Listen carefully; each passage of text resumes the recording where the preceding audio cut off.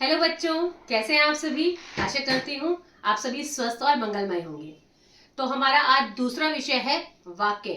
कक्षा 10 में चाहे कोर्स ए हो चाहे कोर्स बी हो, ए में आपका आता है वाक्य अर्थ के आधार पर और कोर्स बी में आता है आपका वाक्य रचना के आधार पर। तो सबसे पहले जान लेते हैं वाक्य होते क्या हैं।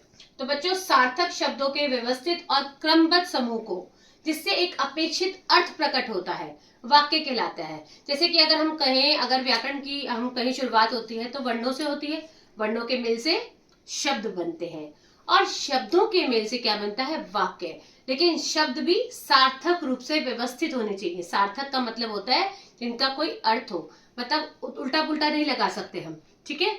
तो शब्दों के सार्थक समूह को हम वाक्य कहते हैं। तो हमने अब जान लिया है वाक्य क्या होते हैं।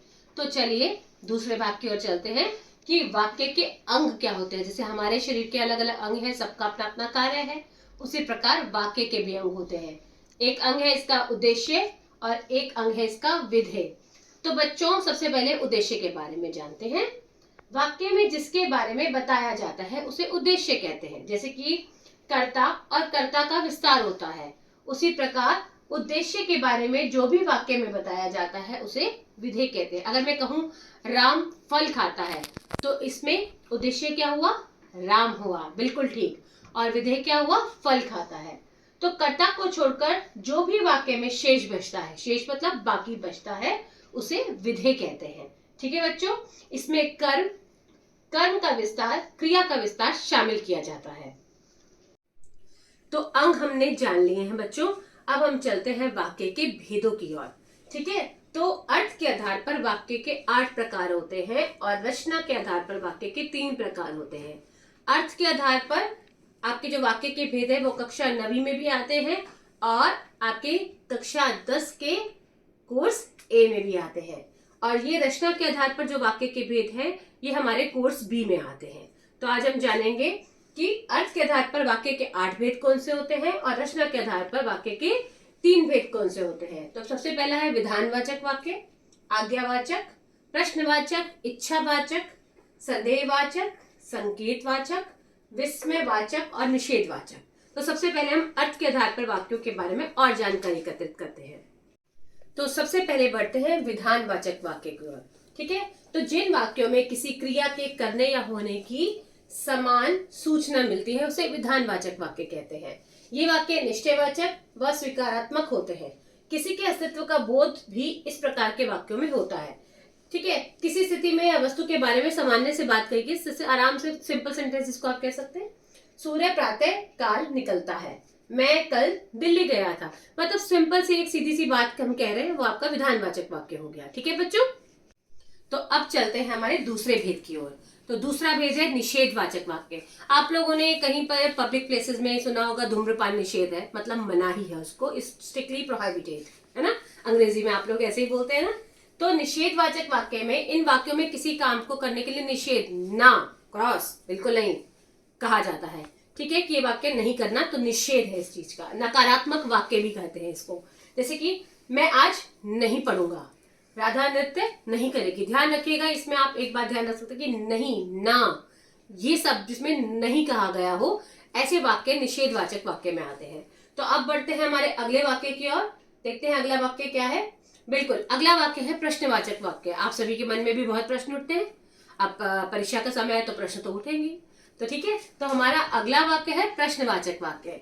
इस वाक्यों में प्रश्न किया जाए या कोई बात पूछी जाए।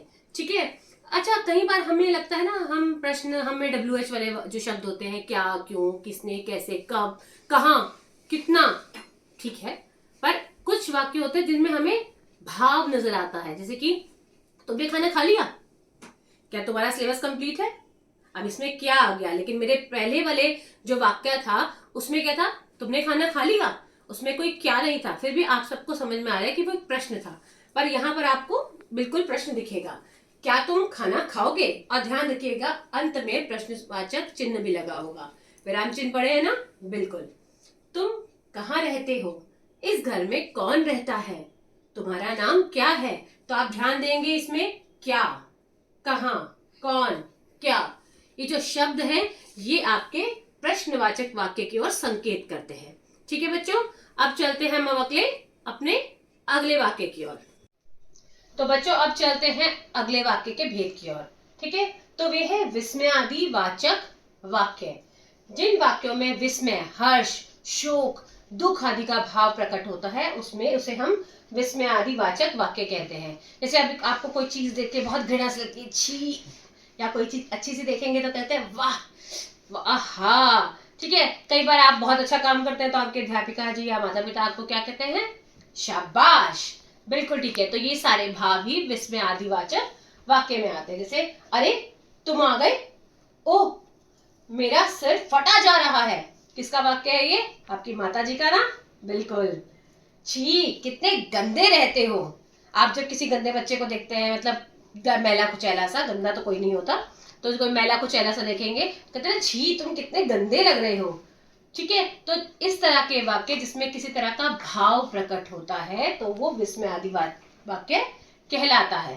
तो अब अगले भेद की ओर बढ़ते हैं। इसको हम अज्ञार्थ वाक्य या विधिवाचक वाक्य भी कहते हैं। इन वाक्यों में आज्ञा या अनुमति का बोध होता है। जैसे कि आपको कहे जाए आप चुप हो जाइए, आप अंदर आइए, आप चले जाइए, ठीक है, आप जा सकते हैं, दिनेश को बुलाओ, किसी तरह के कमांड, एक ऑर्डर, ठीक है, तो आज्ञा दी जा रही है कि तुम ये काम करो। अब बढ़ते हैं हम अपने अगले भेद की ओर। तो अगले भेद की ओर चलते हैं जिसका नाम है इच्छावाचक वाक्य। वक्ता की इच्छा, वक्ता कौन होता है, जो बोल रहा होता है। आप कौन है, आप श्रोता है जो सुनते हैं। तो वक्ता की इच्छा, आशा, शुभकामना, आशीर्वाद आदि को व्यक्त करने वाले वाक्य इच्छावाचक वाक्य कहलाते हैं कि मेरी इच्छा है ये काम करने की, है ना। तो ईश्वर तुम्हें दीर्घायु करे, कोई आशीर्वाद देता है तो वो अपनी इच्छा से आशीर्वाद दे रहा है ना आपको, तो इच्छावाचक वाक्य है।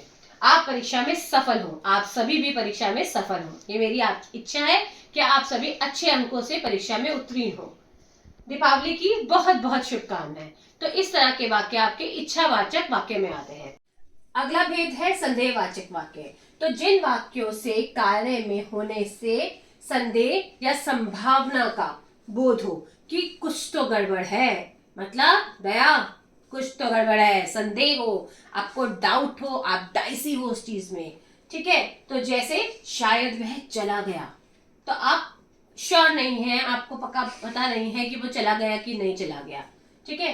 तो वह पढ़ रहा होगा, आप अंदाजा लगा रहे हैं कि इस समय वह पढ़ रहा होगा, आपको संदेह है कि पढ़ रहा है कि नहीं पढ़ रहा, आप भी पढ़ रहे हैं ना, पढ़ते रहिए। वह आ गया होगा, संभवतः आज धूप निकलेगी। सर्दियों में सबका एक प्रश्न था ना, शायद आज धूप निकल जाए, और अभी हम क्या संभावना कर रहे हैं, बारिश हो जाए, गर्मी बढ़ रही है ना, धीरे धीरे गर्मी बढ़ रही है, तो गर्मी का स्तर बढ़ता जा रहा है, तो हम ये संभावना कर सकते हैं कि बारिश हो जाए और मौसम अच्छा हो जाए।